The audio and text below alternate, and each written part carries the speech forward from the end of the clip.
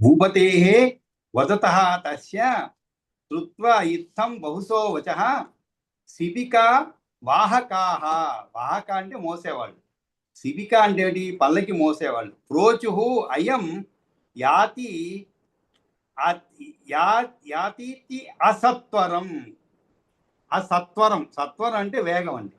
అసత్వరం అంటే ఏమిటి? వేగంగా పోవటం లేదు, ఈయన వేగంగా నడవటం లేదు. యాతీతి అసత్వరం, అది సరిగ్గా చదువుకోవాలి. యాతి సత్వరం అంటే వేగంగా పోతున్నాడు. యాతీతి అసత్వరం అంటే వీడు వేగంగా నడవటం లేదని భర్తను చూపించి అన్నారన్నమాట. అప్పుడు కిం శ్రాంతో అస్య అల్పం అధ్వానం యోఢా శిబికా మమ కిం ఆయాస సహో నత్వం పీవానసి నిరీక్షసే. అప్పుడు రాధా విప్రుని చూసి, ఏం అలసిపోయావా? కిం శ్రాంతో అసి అల్పం అధ్వానం. కిం శ్రాంతో అసి అల్పం అధ్వానం. అధ్వానం అంటే మార్గం అండి. ఏమిరా అలసినావా? నువ్వు అలసిన వాడివి కావు, ఎందుకంటే నీవు కొద్ది దూరం మాత్రమే పల్లకిని మోసినావు కదా. కిం శ్రాంతో అసి అల్పం అధ్వానం త్వయా యోఢ శిబికా మమ. నా పల్లకిని కొద్ది దూరం మాత్రమే మోసావు కదా, కాబట్టి నీవు అలసిపోయినట్టుగా కనబడటం లేదు, తెగబలిసి కనబడుతున్నావు. కిం ఆయాస కిం ఆయాసా సహో నత్వం పీవానసి నిరీక్షసే. ఈ మాత్రం శ్రమను ఓర్చుకోలేవా అని వెటకారంగా గట్టిగా అన్నాడనమాట. అంటే పోనీ ఎక్కువ దూరం మోసి ఉంటే అలసిపోయా అనుకుందాం, కానీ ఎక్కువ దూరంగా మోయలేదు. కాబట్టి ఎందువల్ల అన్నట్లయితే దొడ్డుగా బలిసి ఉన్నావు కదా, బలవంతుడుగా కనిపిస్తున్నావు కదా, పీవా అని ప్రయోగించడానికి బదులు పీవాన్ అని నకారం లోపించకుండానే ప్రయోగించడం ఋషిపోక్తుడు. కాబట్టి రాజు అంటున్నాడు ఏమని, అలసినావా? నా పల్లకిని కొద్ది దూరమే మోసినావు కదా, ఆయాసాన్ని ఓర్చుకోలేకున్నావా? కాదే, నీవు బలిసిన వాడుగా కనిపిస్తున్నావు కదా అని అన్నాడు అనమాట జడభరతుని ఉద్దేశించి. నాహం పీవాన్ నచైవ ఓఢా శిబికా భవతో మయా న శ్రాంతో అస్మి నచ ఆయాస సోఢవ్యో అస్తి మహీపతే. అప్పుడు ఆ బ్రాహ్మణుడు ఆ మాటలు విని, నాహం పీవాన్, ఆ మాటలు విని, మహీపాల, నేను బలిసి ఉన్నవాడను గాను, నా అహం పీవాన్ నచైవ ఓఢా, నీ పల్లకిని మోసేవాడను గాను, అంతేకాదు శిబికా భవతో మయా న శ్రాంతో అస్మి. శ్రాంతం అంటే ఏమిటి? అలసి ఉన్నవాడు. న శ్రాంతో అస్మి నచ ఆయాస, శ్రమ కోర్చుకోవాల్సిందనేది ఇక్కడ ఏమీ లేదు. సోఢవ్యో అస్తి మహీపతే నచాయాస సోఢవ్యో. సోఢవ్యం అంటే ఏమిటి అంటే శ్రమకు ఓర్చుకోవలసింది అనేది ఇక్కడ ఏమీ లేదు. అంటే అర్థం ఏమిటి అంటే, ఇదేమి అంత శ్రమకు గురి చేసేటువంటి పని కాదు. ఈ పల్లకి మోయడం అనేది అంత పెద్ద పని కాదు. మనం అంటుంటా, అయ్యో మీరు శ్రమ కోర్చుకోవాలండి, ఇది ఏమంత పెద్ద పని కాదులేండి, ఏం శ్రమ కలుగుతుంది అంటుంటాం మనం. ఆ విధంగా ఈ బ్రాహ్మణుడు రాజుతో చెప్తున్నాడు చాలా కోపగించుకొని, నాహం పీవాన్ నచైవ ఓఢా శిబికా భవతో మయా. అంతేకాదు, నచైవ ఓఢా శిబికా భవతో మయా, నేను బలిసి ఉన్నవాడను కాను, నీ పల్లకిని మోసేవాడను కాను, అలాగే అలసి ఉన్నవాడను కాను. నశ్రాంతో అస్మి నచ ఆయాస సోఢవ్యో అస్తి మహీపతి. మహీపతి రాజా, శ్రమకోర్చుకున్నది ఏది ఇక్కడ ఏమీ లేదు అని అర్ధగర్భితంగా అన్నాడు అనమాట. అప్పుడు రాజు అంటున్నాడు, ప్రత్యక్షం దృశ్యతే పీవాన్ అద్యాపి శిబికా త్వయి శ్రమశ్చ భారోద్వహనే భవత్యేవ హి దేహినాం. అంతేకాదు రాజు, నీవు ప్రత్యక్షంగా బలిసి కనిపిస్తున్నావు కదా, ఈయన అంటున్నాను అనమాట, నేనేమంత బలిసి లేను, ఈ చేసేటువంటి పని కూడా అంత కష్టమైన పని కాదు, శ్రమకు ఓర్చుకోలేనంత పని కాదు అని చెప్పినందుకు రాజు వెంటనే ఈయనతో చెప్తున్నాడు, ప్రత్యక్షం దృశ్యసే పీవాన్ అంటే నీవు ఎదురుగానే కనబడుతున్నావు, నువ్వు అంత లావుగా ఉన్నావు, బాగా బలిసినట్టున్నావు కదా, అలాంటిది నేను బలిసినట్టు లేదని ఎలా చెప్తావు? నీవు నా కంటికి నేరుగా బలిసిన వాడుగానే కనిపిస్తున్నావు, నీ భుజాలపైన ఇప్పటికీ పల్లకినే ఉండనే ఉన్నది. పీవాన్ అద్యాపి శిబికా త్వయి దృశ్యసే పీవాన్ అద్యాపి శిబికా త్వయి అంటే ఏమిటి? అద్యాపి అంటే ఇప్పుడు కూడా ఈ యొక్క పల్లకి నీ భుజం పైనే ఉంది. బరువును మోసే ప్రాణులకు శ్రమ కలగడం సహజమైనది కదా. శ్రమచ్చ భార ఉద్వహనే భవతి ఏవహి దేహినాం. దేహినాం అంటే దేహం ఉన్నటువంటి వారికి, బరువును మోసే ప్రాణులకు శ్రమ కలగటం సహజమైనదే కదా అని ప్రశాంతంగా అన్నాడు. అంటే ఏమిటి? ఆయన కోపం వచ్చింది. నేను చెప్పిన మాట ఏది కాదంటున్నాడు ఇతను. అంటే అటు పల్లకి మోయడం పెద్ద కష్టమైన పని కాదంటున్నాడు. అంతేకాదు నేనేమి అంత లావుగా బలంగా ఉన్నటువంటి వాళ్ళను కాదంటున్నాడు. ఇది ఏంటి అర్థం అవట్లేదు ఆయనకి. బలంగా ఉన్నాడు, బలిసే ఉన్నాడు, కానీ కాదంటున్నాడు అని చెప్పి రాజు మళ్ళా అంటున్నాడు, నీవు ప్రత్యక్షంగా బలిసి కనిపిస్తున్నావు కదా, ప్రత్యక్షం దృశ్యతే పీవాన్ అద్యాపి శిబిక త్వయి అంటే నీ అందు అని అర్థం. ఇక్కడ సందర్భం అంటే నీ అందు అని కాదు, నీ భుజం పైన అని అర్థం. శిబిక త్వయి, శిబిక అంటే పల్లకి ఇప్పటికీ నీ భుజం పైన ఉంది. బరువును మోసే ప్రాణులకు శ్రమశ్చ భార ఉద్వహనే, భారాన్ని మోసేటువంటి, ఉద్వాహనం అంటే మోయడం, భారాన్ని మోసేటువంటి దేహినాం ప్రాణులకు శ్రమశ్చ భవతి ఏవా, శ్రమ కలుగుతుంది ఖచ్చితంగా. మనం కూడా అయినా బరువు మోసినప్పుడు ఎంత లావు వంటి వాడైనా కూడా, ఎంత బలంగా ఉన్నటువంటి వాడైనా కూడా శ్రమ అనిపిస్తుంది. కాకపోతే సన్నగా బలం లేని వాడికి కొద్ది దూరం 4 అడుగులు వేస్తేనే శ్రమ అనిపిస్తుంది. కాస్త దృఢంగా ఉన్న వాడికి 10 అడుగులు వేస్తే శ్రమ అనిపిస్తుంది. ఈ విధంగా శ్రమ అనేది తప్పదన్నమాట, కొంచెం తేడా అనిపిస్తూ ఉంటుంది అన్నమాట. కాబట్టి ఆ విధంగా రాజు సరే మళ్ళా అంటున్నాను అనమాట, నా కంటికి నేరుగా బలిసిన వాడి కాదు, అంతేకాదు వడలను కలిగిన వాళ్ళందరికీ బరువును మోసినప్పుడు శ్రమ తప్పకుండా కలుగుతుంది కదా అని అప్పుడు భరతుని అద్వైత బోధ ఇప్పుడు జరుగుతుందన్నమాట. అంటే ఆయన ఆ రాజుకి ఒక చక్కటి బోధ కల్పిస్తున్నమాట. అంటే ఏమిటది? ప్రత్యక్షం భవతా భూప యదృష్టం మమ తద్వద బలవాన్ బలవచ్చేది వాచ్యం పశ్చాత్ విశేషణం. అప్పుడు భర్తుడు, రాజా నాకు మొదట ఈ విషయం చెప్పు, ప్రత్యక్షం భవతా భూప అంటే రాజా, యదృష్టం మమ తద్వద, ఈ విషయం చెప్పు, నీకు నాలో ప్రత్యక్షంగా ఏం కనబడిందో. బలవాన్ అబలశ్చేతి, బలవంతుడు బలహీనుడు అనే విశేషణం తరువాత చెప్పవలసింది కదా. బలవాన్ అబలశ్చేతి, ఆ బల అంటే బలం లేనటువంటి వాడు అనే విషయాన్ని వాచ్యం పశ్చాత్ విశేషణం అంటే ఈ బలహీనుడు అనే విశేషణం తరువాత చెప్పవలసింది కదా. ప్రత్యక్షం భవతా భూప, అప్పుడు రాజా నాకు మొదట ఈ విషయం చెప్పు. ఈయన అంటున్నాడు అనమాట, నీకు నాలో ప్రత్యక్షంగా ఏం కనబడిందో, బలవంతుడు బలహీనుడు అనే విశేషం తర్వాత చెప్పవలసింది కదా. అంటే ఏంటి అర్థము? నీవు చూచినది దేహమునా, జీవుడినా, పరమాత్మనా, అదేదో ముందు చెప్పు, విశేషణాన్ని తర్వాత చెప్పు. విశేషణం ఎప్పుడైనా విశేష్యాన్ని ఆశ్రయించి ఉంటుంది కదా. నీవు బలంగా ఉన్నావు అన్నదానికి కారణం ఏంటి ఉండాలి కదా, లేదు బలహీనుడుగా ఉన్నావు అనే దానికి కారణం ఉండాలి కదా. అందులో ఏమి బలహీనుడుగా ఉన్నావని నువ్వు అంటున్నావు, ఏది బలవంతుగా ఉన్నాడు అంటున్నావు అని ఆ విషయాన్ని నాకు సవివరంగా చెప్పు అంటున్నావు. అప్పుడు త్వయా ఓఢ శిబికా చేతి త్వయి యద్యాపి సంస్థిత మిచ్చేతరత్ర సవాన్ శృణోతు వచనం మమ.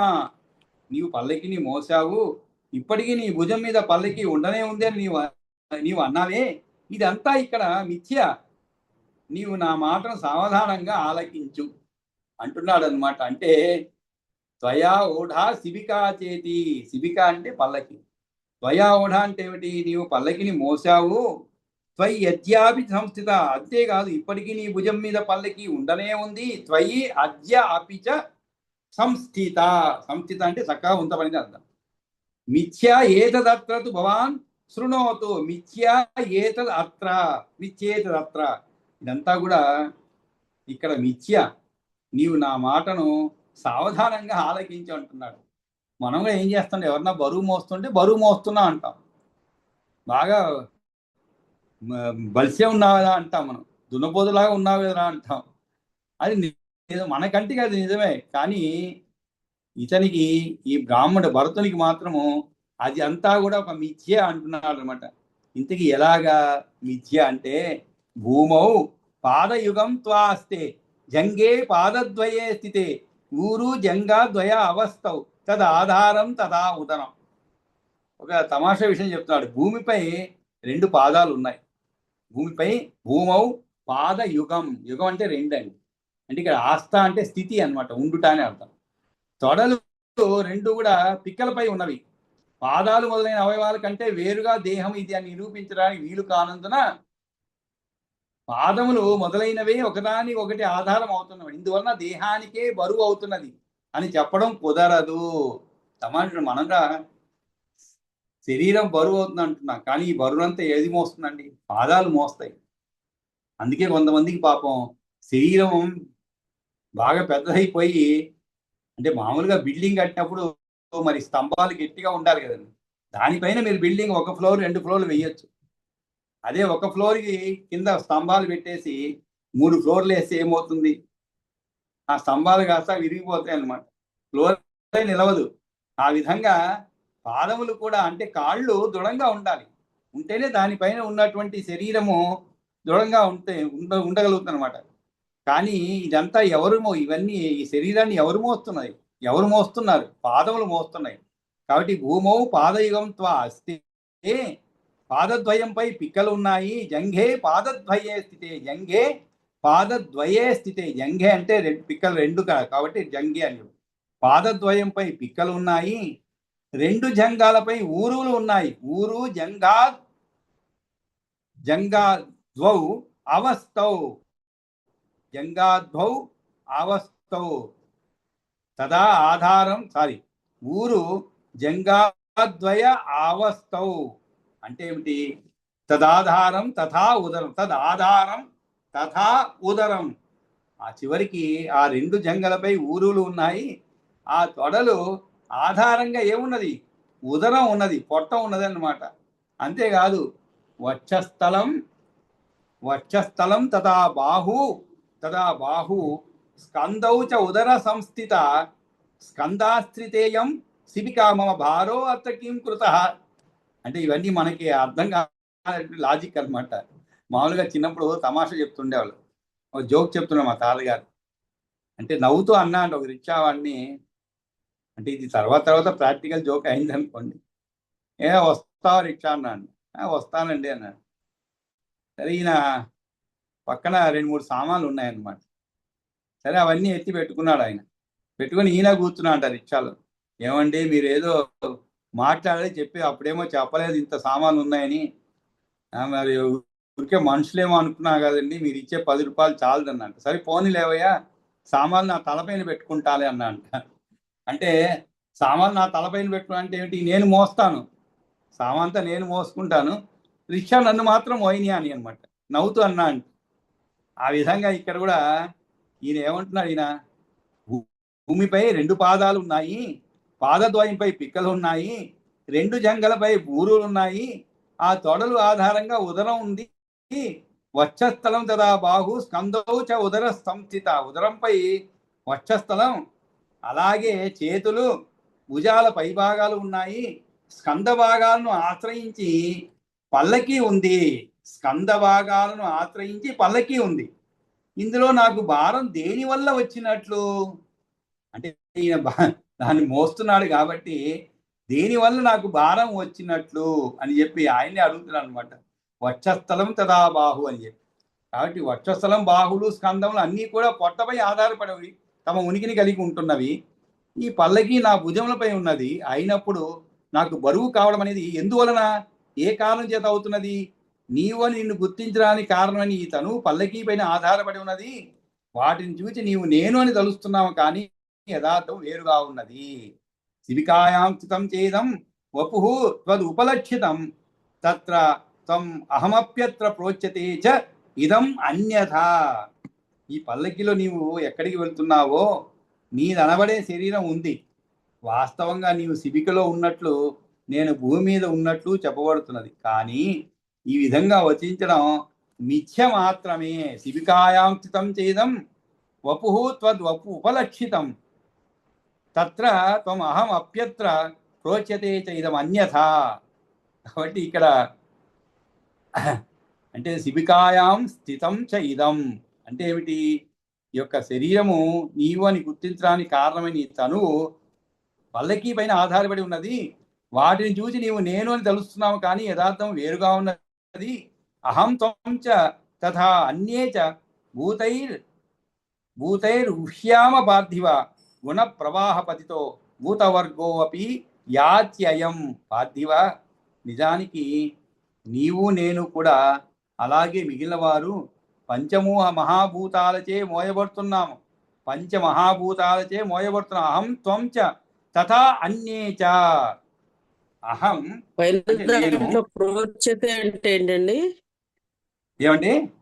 పైన తత్ర ప్రోచ్యతే అని చెప్పబడుతున్నది అని.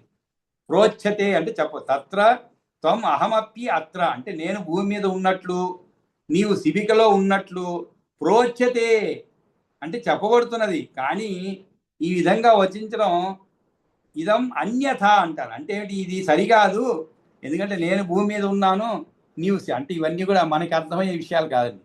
అంటే వీళ్ళు తత్వం అన్నమాట. దానికి లాజికల్గా చెప్తున్నాడు. ఇప్పుడు శరీరము బరువు ఎక్కుతుంది అన్నాం మనం. ఆ విధంగా ఇక్కడ శరీరం బరువుని మోసేది ఏమిటండి? చివరికి 2 కాళ్ళే మోస్తాయి బరువు.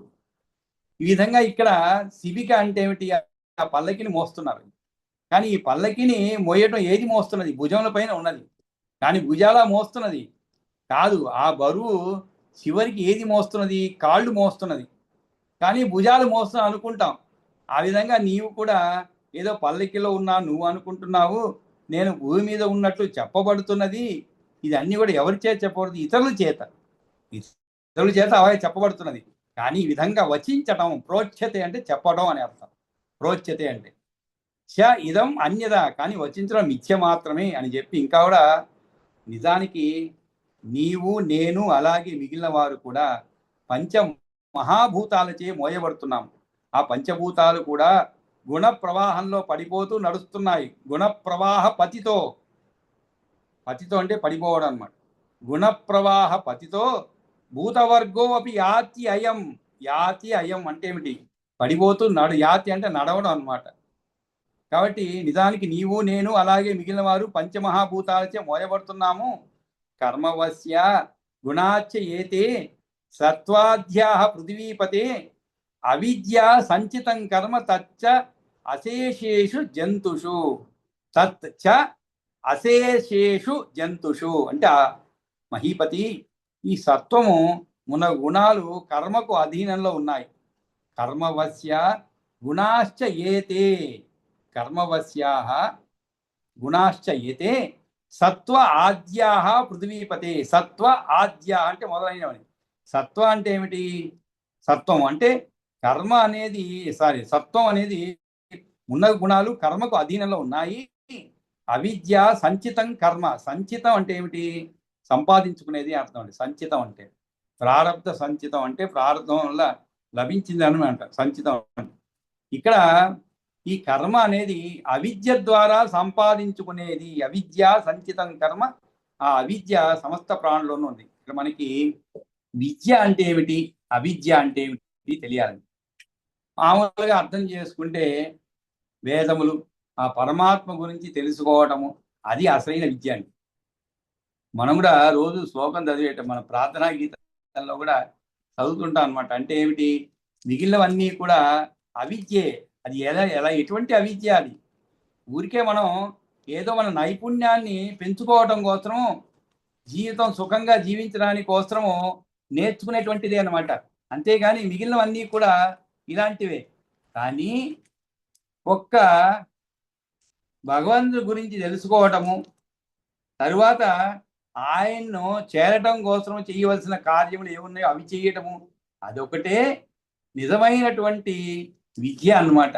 మిగిలినవన్నీ కూడా అవిద్యే అనేటువంటిది మనం చదువుకున్నాం. కాబట్టి ఆ విధంగానే ఇతను కూడా చెప్తున్నాను అనమాట. ఈ యొక్క అవిద్య వల్ల సమస్త ప్రాణుల్లోనూ ఉన్నది. కర్మ అనేది అవిద్య ద్వారా కర్మ అంటే ఏమిటండి? మనం ఏవో చేస్తుంటాం. రోజు తెల్లవారు లేచినప్పటి నుంచి ఒక విద్య తప్ప మనం అనుకుంటా ఏదో స్కూల్కి పోతున్నా, పిల్లల్ని పంపుతున్నాం, వాళ్ళు చదువుకుంటున్నారు, ఇవంతా కూడా అవిద్య కిందే లెక్క. వాళ్ళు చదువుకొని ఏం చేయబోతున్నారు? మనం ఏం చేసాము? చదువుకొని ఏదో ఉద్యోగం సంపాదించుకున్నాము, ఉదర పోషణార్థము అవన్నీ చేసామంటే సంసారాన్ని పోషించాలి. సంసారం లేకపోయినా కూడా మనల్ని మనం పోషించగలం. ఒకవేళ బ్రహ్మచారిగా ఉండిపోయినా కూడా లేదు అవివాహితగా ఉన్నా కూడా తను తాను పోషించుకోవాలి కదా, దానికోసం ఈ విద్యలన్నీ నేర్చుకున్నాం అనమాట, అంతేగాని వేరేమీ లేదు. కాబట్టి వీటన్నిటిని కూడా అవిద్య అంటారు. నిజమైన విద్య కాదు అది. మనం అంటాం విద్య విద్య అని, కానీ ఇది నిజమైన విద్య కాదు. నిజమైన విద్య ఏది? ఆ భగవంతుని గురించి ఆలోచించడం, ఎక్కడి నుంచి వచ్చామో మరలా మనం తిరిగి అక్కడికి పోవడానికి చేయవలసినటువంటి కర్మలు ఏమున్నాయో దాన్ని ఆచరించడము, ఆ మార్గంలో పయనించడానికి చేయవలసినటువంటి క్రియలు చేయడము, అది అసలైన విద్య. ఇవన్నీ కూడా నైపుణ్యాన్ని పెంచుకునే అన్నమాట. కాబట్టి ఈ నైపుణ్యం పెంచుకునేటువంటి క్రమంలో మనం ఎన్నో కర్మలు చేస్తూ ఉంటాం. వాటి ఫలితాలే మనం రాబోయే జన్మలో అనుభవిస్తూ ఉంటాం అనమాట. ఉదాహరణకి మనం పోషించాలి సంసారాన్ని. సరే, మనకు ఒక ఉద్యోగం వచ్చింది, ఏదో చేస్తున్నాం, చాలదు. సంపాదన చాలకపోయింది అనుకోండి, ఏదో ఒక అక్రమ మార్గం. అక్రమం అంటే ఏమిటి? ఎవరికో ఏదో పని చేసి పెట్టడం, వాళ్ళు సంతోషంగా ఇవ్వడం, తృణమో పణమో స్వీకరించడం. అది ఎలా అవుతుందంటే చివరికి అది లేకుండా పని జరగదు. అంటే ఏమిటి? ఈ అవిద్య వలన నెమ్మదిగా పాపపు కర్మలు కూడా చేయడం ప్రారంభిస్తాం అన్నమాట. పాపపు కర్మ అంటే ఇతరులను హింసించడం అనే అర్థం. ఒకవేళ ఎవరైనా మీకు సంతోషంగా డబ్బులు ఇస్తే కూడా అది అంతర్లీనంగా ఆయనలో దుఃఖం ఉంటుంది ఇచ్చేవాడికి. ఎప్పుడు కూడా అది జ్ఞాపకం పెట్టుకోవాలి. మనం అనుకోవచ్చు వాడు సంతోషంగా ఇస్తున్నాడు, ఎవరు సంతోషంగా ఏమి ఇవ్వడండి. అంటే ఒక ఉదాహరణ చెప్తున్నాను నేను. సంతోషంగా ఎవరు ఇవ్వరు, మనకి ఊరికి ఎందుకు ఇస్తారండి? ఇవ్వరు.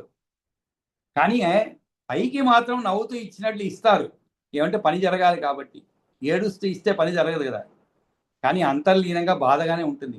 ఎందుకంటే వాడు పాపం కష్టపడి సంపాదించుకొని ఉంటాడు, కానీ పని అవ్వాలి, ఇంటి ప్లాన్ అప్రూవల్ అవ్వాలి, లేకుంటే జీవితంలో ఒకసారి ఇల్లు కట్టుకుంటారు కదండి, ఆ కళ కలగానే మిగిలిపోతుంది అనమాట. దానికోసం హడావిడి చేస్తే అది ఆ బలహీనతను వీళ్ళు పట్టుకుంటారు అనమాట. పట్టుకొని అప్రూవల్ ఇవ్వాలంటే ఇంత డబ్బులు కావాలి. ఏ పనికైనా, అందులో భారతదేశంలో లంచం లేనిది ఏ పని జరగదండి. ఇది నేను కాదు, ఏ ఒక రంగంలో అని కాదు, ఏ రంగంలో అయినా కూడా అది అందరూ అనుభవించిందే. పాత రోజుల్లో మాట చెబితే పనులు జరిగేవండి. అందుకనే నవ్వుతూ అంటారు ఉత్తర దక్షిణాలు అంటారు. ఉత్తరం అంటే లేఖ. పాత రోజుల్లో లేఖ రాసిస్తే ఇతను ఈ లేఖ తెచ్చేవాడు చాలా మంచివాడు, సత్పురుషుడు, గుణశీలుడు, విద్యావంతుడు అని చెప్పి ఇతనికి ఏదైనా ఒక మంచి ఉద్యోగం ఇవ్వమంటే ఆ లేఖ పట్టుకొని ఉత్తరం పట్టుకొని పోతే ఉద్యోగం దొరికేది ఆ రోజుల్లో. కానీ ఇప్పుడు ఉత్తరం పోయింది, దక్షిణమే. అంటే దక్షిణ అంటే ఏమిటి? ముట్ట చెప్పాలి కొద్దిగా. ఉత్తరాన్ని తీస్తాడు, చదువుతాడు, సరేలేండి అంటారు, తాత్సారం చేస్తాడు, చివరికి మనకి అర్థమైపోతుంది ఆ దక్షిణ లేకుండా పని జరగదు. కాబట్టి ఉత్తరం పోయింది, ఇప్పుడు దక్షిణే మిగిలింది అనమాట. ఆ విధంగా ఇక్కడ ఎందుకంటే ఈ అవిద్య ద్వారానే సంపాదించుకునేది. ఆ విద్య సమస్త ప్రాణుల్లోనూ ఉంది. కర్మ అనేది ఆ అవిద్య ద్వారానే వస్తుంది. అవిద్య లేదనుకోండి మనకి కర్మ చేయాల్సిన అవసరమే లేదు. హాయిగా ఎక్కడో అడవుల్లోనూ జీవించవచ్చు మనం. ఎటువంటి ఎవరిని ఇబ్బంది పెట్టకుండా మన జీవితం మనం గడిపేయచ్చు. కానీ ఇప్పుడు అలా కాదు. ప్రతిరోజు ఎవరినో ఒకరిని తెలుసో తెలియకనో హింసించాలి. ఆ కర్మ ఫలితాలే మళ్ళా వచ్చే జన్మలో అనుభవించాలి అనేటువంటి దీని సారాంశం అన్నమాట. ఆ అవిద్య సమస్త ప్రాణుల్లోనూ ఉందండి. ఒక ప్రాణిలోనే కాదు, అన్ని ప్రాణుల్లోనూ ఉంది, మనుషుల్లోనే కాదు. అవిద్య సంచితం కర్మ తచ్చ అశేషేషు జంతుషు. అశేషేషు అంటే ఏమిటి? అన్ని జంతుషు అంటే జంతువుల్లోనూ ఉన్నది. ఆత్మ శుద్ధో అక్షర శాంతో నిర్గుణ ప్రకృతేపర ప్రవృద్ధి అపచయౌ నా అస్య ఏకస్య అఖిల జంతుషు. అంతేకాదు, దానికి అతీతమైనది ఆత్మ. అది విశుద్ధమైనది అన్నమాట. ఆత్మ అనేది విశుద్ధమైనది. కాబట్టి నిర్గుణ ప్రకృతేపర శాంతో, ఎటువంటిది? అది విశుద్ధమైనది, అక్షరమైనది. అక్షరం, క్షరం అంటే నశించేదని, అక్షరం అంటే నశించలేదు అన్నమాట. అందుకే మనం అక్షరం అంటాం విద్యను. అంటే మనం నేర్చుకునేటువంటి అక్షరాలన్నీ అక్షరం. ఒకసారి నేర్చుకుంటే అవి ఎక్కడా నశించిపోగలండి. అక్షరమైనటువంటిది అనమాట. శాంతమైనది, నిర్గుణ. శాంతో నిర్గుణ, నిర్గుణమైనది, ప్రకృతి కన్నా పరమైనది.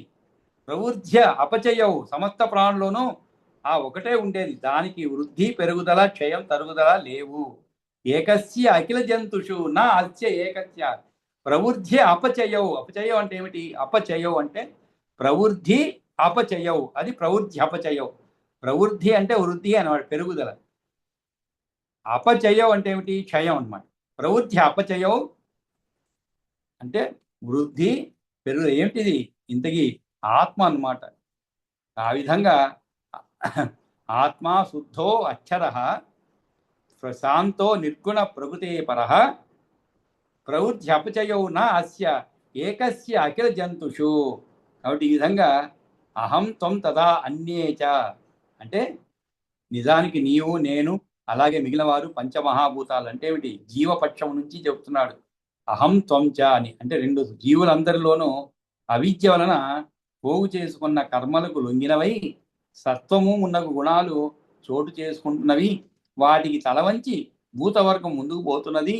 అందుచేత ఇట్లాగా పరిణామమును మార్పును పొందిన దేహము అనే ఆకారముగా ఉన్నవాని ఎందు అభిమానమును కలిగిన మనము అందరము కూడా జీవులము ఆయా కర్మఫలమును అనుభవించుటకు తగిన ప్రదేశములను మోస్తూ ఉన్నాము. ఇందువలన మోయబడేది మోసేవాడు అనే వాహక భావ సంబంధము సత్యము కాదు అని అర్థం అన్నమాట. వాహ్య అంటే ఏమిటి? మోయబడేటువంటి వాడు. వాహక అంటే మోసేటువంటి. కాబట్టి రాజా, నీవు ఇంకా మనకంటే వేరైన వారును పంచభూతముల చేత మోయబడుతున్నాము. ఈ భూతవర్గము కూడా గుణములనే వరద నీటిలో పడిపోతూ ఉన్నది రాజా. సత్వము, రజస్సు, తమస్సు అనే గుణాలు కూడా మనము లేక జీవులు చేసుకున్న కర్మలకు లొంగి ఉంటున్నవి, ప్రవర్తిస్తున్నవి. ఇప్పటికీ మూలమైన కర్మ జంతువులన్నిటిలో కూడా ఉంటూ ఉన్నది. ఆ కర్మ అవిద్య వలన పోగుపడుతున్నది. అవిద్య అనగా అజ్ఞానము, యథార్థము తెలియకపోవుట. దానితో తెలిసి తెలియక స్వార్థ బుద్ధితో తప్పుడు పనులు చేస్తున్నాము. అదే కర్మ, అవిద్య అని చెప్పి పరమాత్మ పక్షంలో అయితే నీవు చెప్పిన పీవరత్వం అంటే బలిసి లావుగా ఉండటము బొత్తిగా కుదరనిది, యుక్తి లేనిది అంటున్నాడు అనమాట. ఆత్మా శుద్ధో అక్షర శాంతో. శుద్ధుడు దేహాదుల కంటే వేరైన వాడు, అక్షరుడు, అచరుడు, శాంతుడు, రాగద్వేషాలు లేనివాడు, నిర్గుణుడు, సత్వాది గుణాలు లేనివాడు, పంచభూతాత్మంగా కనిపించే ప్రకృతి కంటే అధికుడు. ఇందువల్లనే ఆయన జంతువులు అంటే జన్మలను కలిగిన వారు అన్నిటిలోనూ ప్రవేశించి ఉంటున్నా ఒక్కడే అయి పరిపూర్ణుడుగా ఉన్నవానికి పెరగడము తరగడము లేవు అని చెప్పి యథా నా ఉపచయస్తస్య యథా నా ఉపచయస్తస్య నచైవ అపచయో నృప తదా పీవానసీత్థం కయా యుక్త్యా త్వయా ఈరితం.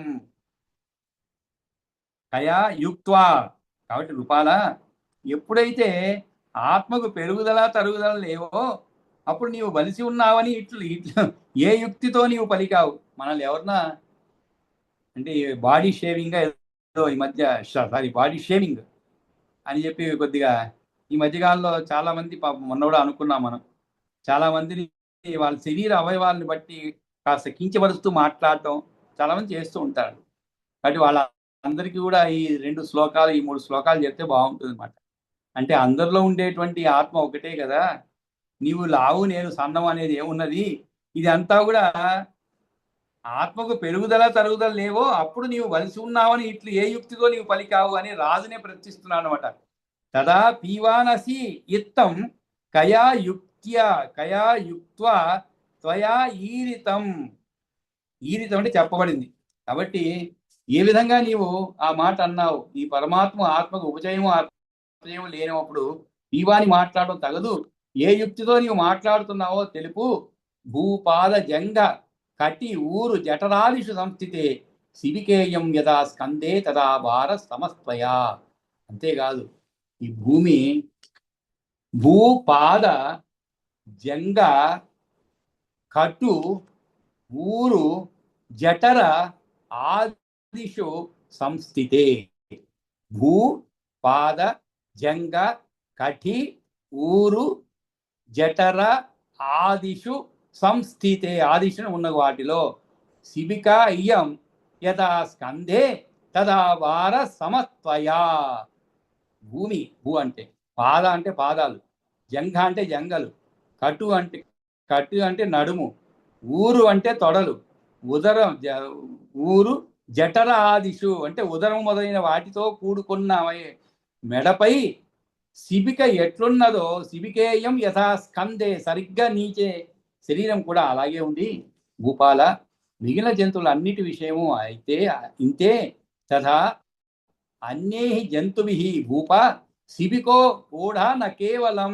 అంతేకాదు ఒక్క శిబికను మోయడం మాత్రమే కాదు, శైల ద్రుమ శైల ద్రుమ గృహో గృహోత్థోపి పృథివీ సంభవో అపివా. అంతేకాదు ఈ శిబికను మోయడం మాత్రమే కాదు, కొండలు, చెట్లు, ఇళ్ళు మున్నగు వాటి వల్ల కలిగే భారమంతా నీపై ఉంది, మరియు భూభారం కూడా మోస్తున్నావు. శైల ద్రుమ గృహోత్థోపి పృథివీ సంభవో అపివా. యదా పుంసః పృథక్ భావః ప్రాకృతై కారణై నృప సోఢవ్యస్తు తదాయాస కథం వా నృపతే మయ. కాబట్టి ప్రాకృత కారణాల వల్ల కన్నా పురుషుడు ఇలా వేరైనప్పుడు వాటి బరువు నేను మోయడం ఏమిటి నరపాల. అందువల్ల నాకు శ్రమ కలగటం ఏమిటి అంటే ఏమిటి, నేను దేహము అవయములు మొదలైన వాటికన్నా వేరైన వాడిని కనుక నాకు బరువు లేదు అని చెప్పినట్లు అయిందనమాట. ఇప్పుడు నాకంటే వేరైన భుజమును ఉన్నటువంటిదైన భారము ఒకవేళ నాకే చెందేది అయినట్లయితే అప్పుడు అందరి బరువులు అందరికీ చెందినవి ఎందుకు కాకుండా ఉంటవి? ఒకవేళ నాతో సంబంధం లేనిదే అయితే పల్లకి యొక్క బరువు నాదే అని నీవు చెప్పినట్లయితే అప్పుడు కొండల గుట్టల బరువు కూడా నాదే అని ఎందుకు చెప్పడం లేదు అను ఉద్దేశాన్ని భూపాదేతి 2 శ్లోకాలు చెప్తున్నాడు అన్నమాట. భూమి పాదములు మొదలైన వానిపైనున్న నా భుజముపై పెట్టబడి ఉన్న ఈ పల్లకి నాకు బరువు అయినప్పుడు అదే భారము నీకు మరి ఇతరులకు కూడా సమానమే అవుతుంది అని అర్థం అనమాట. అదే తీరుగా ఈ భారము వారిది కూడా అవుతుంది అని చెప్పి తదా అన్యై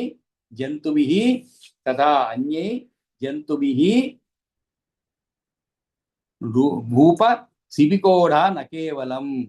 కాబట్టి ఈ చెట్లు మున వాటి వల్ల కలిగే భారమంతా కూడా నీపై ఉన్నది, మరియు భూభారము కూడా మోస్తున్నావు. యదా పుంస పృథక్ భావః, యథా పుంసః అంటే ఏమిటి ఇక్కడ? యథా అంటే ఏ విధంగానైతే యదా ప్రాకృత కారణాల కన్నా పురుషుడు ఇలా వేరైనప్పుడు వాటి బరువు నేను మోయడం ఏమిటి నరపాల. అందువల్ల నాకు శ్రమ కలగడం ఏమిటి? ఈ పల్లకీ భారాన్ని మోసేవాడిని అవుతాను. ఈ విధంగా ప్రాకృతములైన కారణం చేత పురుషుడు వేరు అని అనేటట్లయితే ఏ విధంగా ఈ పల్లకీ భారాన్ని మోసేవాడిని అవుతాను అని చెప్పి ఒక తత్వాన్ని ఆయనకు తెలియపరుస్తారనమాట. ఎవరికి? ఆ రాజుకి. ఆ తెలియవచ్చిన తరువాత ఏమి జరిగింది అనేది మనం రేపటి అంటే సోమవారం చెప్పుకుందామండి. కాబట్టి ఈరోజు మరి ఎవరన్నా చదివే వాళ్ళు చదవండి, లేదు కంటిన్యూ చేయమంటే చేస్తాను. ఈ యొక్క అధ్యాయం చదవాలి. గురువు గారు చదువుతారా? ఫస్ట్ నుంచి చదవమంటారండి? ఈ అధ్యాయం చదవలేదు అసలు, ఇంకా 13వ అధ్యాయం చదవలేదు. అదేనండి చదవండి. ఫస్ట్ నుంచి చదవండి. దాసం అండి. శ్రీ మైత్రేయ ఉవాచ భగవన్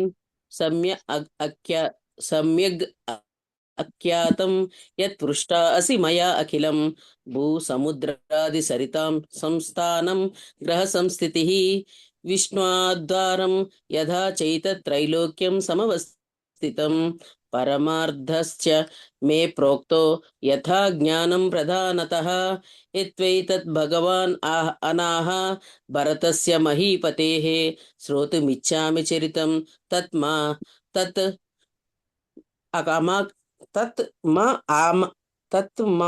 ఆఖ్యాతుమర్హసి. తత్ మమ అనండి. మమ ఆఖ్యాతుమర్హసి. భరతస్య మహీపాలః సాలగ్రామే అవసత్ కిల యోగయుక్తః సమాధాయ వాసుదేవే మనః సదా పుణ్యదేశ ప్రభావేణ జాయతస్య సదా హరిం కథం తు నాభ అన్ముక్తిః యదబుత్సా ద్విజః పునః విప్రత్వే చ కృతం తేన యద్భూయః సుమహాత్మనా భరతేన మునిశ్రేష్ఠ తత్సర్వం వక్తుమర్హసి. శ్రీ పరాశర ఉవాచ సాలగ్రామే మహాభాగో భగవన్ నస్తమానసః సా ఉవాస చిరంకాలం మైత్రేయ వృదివీపతిః అహింసాదిషు ఆశేషేషు గుణేషు గుణినాం వరః అవాప పరమాం కాష్టాం అవాప పరమాం కాష్టాం మనస అశ్చాపి సంయమే యజ్ఞోశ యజ్ఞేశ అచ్యుత గోవింద మాధవానంత కేశవ మాధవ అనంత కేశవ కృష్ణ విష్ణు ఋషికేశ వాసుదేవ నమోస్తుతే ఇతి రాజా ఆహ భరతో ఇతి రాజ ఆహ భరతో మహరార్నేమాని కేవలం హరే నామాని కేవలం నాణ్యజ నా అన్య జగదాద జగదాద నా అన్య జగద మైత్రేయ కించిత్ స్వప్నాంతరేష్వసిపి రేష్వపి ఏతత్ పఠనే తదర్థం చ వినా అన్యశ చింతయత్ నా అన్యత చింతయత్ సమిత్ పుష్ప కుసాదానం చక్రే దేవ క్రియాకృతే నా అన్యాని చక్రే కర్మాణి నిస్సంయో యోగతాపసః జగామసో అభిషేకార్థం ఏకదా తు మహానదీం సస్నౌ తత్ర తదా చక్రే స్నానాన్య అనంతరక్రియం అధ అజగమాన తత్తీరం జలం పాతుం పిపాసితా అసన్న ప్రసవ బ్రహ్మన్ ఏకైవ హరిణీ వనాత్ తతః సమభవత్ తత్ర పీతప్రాయే జలే తయా సింహస్య నాదసు మహాన్ సర్వప్రాణీ భయంకరః తతస్స సహసా త్రాసాత్ అప్లుతా నిమ్నగా అగాతటం అత్యుచ్చారోహణో న్యాస్య సద్యాం గర్భః పపాతః సహ తముహ్యామానం వేగేన విచిమాలా పరిప్లుతం జగ్రాహ స నృపో గర్భాత్ పతితం మృగపోతకం గర్భప్రచ్యుతి దుఃఖేన ప్రోత్తుంగా అక్రమణేన చ మైత్రేయస అపి హరిణి పపాత చ మమారచః హరిణీం తాం విలోక్యాద విపన్నాం నృపతాపసః మృగపోతం సమాదాయ పునరాశ్రమ ఆగతః చకారాసు దినం చాసౌ మృగపోతస్య వై నృపః పోషణం పుష్యమానస్య సా తేన వవృదే మునే చచాచరశ్రమాం పర్యంతే చ ఆరాశ్రమ పర్యంతే తృణాని గహనేషు సహ దూరం గత్వాంచ శార్దూల త్రాసాదాభ్యాయయో పునః ప్రాతర్గత్వాతి ప్రాతర్ 20 చాలు. ఓకేనండి 20 అండి. అది దీంట్లో కొంచెం ఈ పదాలు కొంచెం నోరు తిరగడం కొంచెం కష్టంగా ఉందండి, కష్టమే. విడగొట్టడంలో కొంచెం. నేను ముందే చెప్పాను మీకు రామాయణం అంత సులభంగా ఉండదు ఇది. సరే అయినా కూడా మనం కొంచెం ఎప్పుడూ ఒకేలాగే తింటూ ఉంటే బాగుండదు కండి. ఒక్కోసారి కొంచెం అంటే కాకరకాయ తింటూ ఉండాలి. ఎప్పుడు అదొకటండి. మనం మీరు కాకరకాయ పదార్థం ఆరోగ్యానికి చెప్తారు కదండి. మంచిది. అవునండి. కొంచెం చేదుగా ఉన్న ఆరోగ్యానికి మంచిది. అలాగే కొద్దిగా పలికేందుకు కష్టమైనా కూడా పలికితే మనకి మంచిది అన్నమాట. మనసుకి హాయిగా ఉంటుంది. అదొకటి అబ్బాయి ఇంత విడగొట్టి నేర్చుకున్నామా? చదువుతుంటే చాలా బాగుందండి. చదవడానికి ఆ, విడగొట్టి చదువుతుంటే బాగుంది. కొన్ని పదాలు సరే. చాలా బాగున్నాయి. సరే ఇప్పుడు 1వ శ్లోకం చదివేటప్పుడు మీరు భగవన్ సమ్యక్ ఆఖ్యాతం. ఆఖ్యాతం అంటే చెప్పబడింది. సమ్యక్ సమ్యక్ అంటే సమ్యక్ బాగుందా. ఆఖ్యాతం ఉమ్. సమ్యక్ ఆఖ్యాతం. తర్వాత 2వ శ్లోకంలో విష్ణు ఆధారం. విష్ణు ఆధారం అది విష్ణాధారం ఉమ్. విష్ణు ఆధారం అండి. విశ్వ కాదు, విష్ణు ఆధారం. విష్ణు ఆధారం అది విష్ణు ఆధారం అవుతుంది. తర్వాత ఇక 2 తర్వాత ఇంకొక చోట నా 10వ శ్లోకంలో నా అన్యత్ జగాద మైత్రేయ. నా అన్యత్ జగాద అంటే జగామ మైత్రేయ అంటే వేరెక్కడికి పోలేదు మనసు అని. తర్వాత 12వ శ్లోకంలో సస్నౌ తత్ర తదా చక్రే స్నానస్య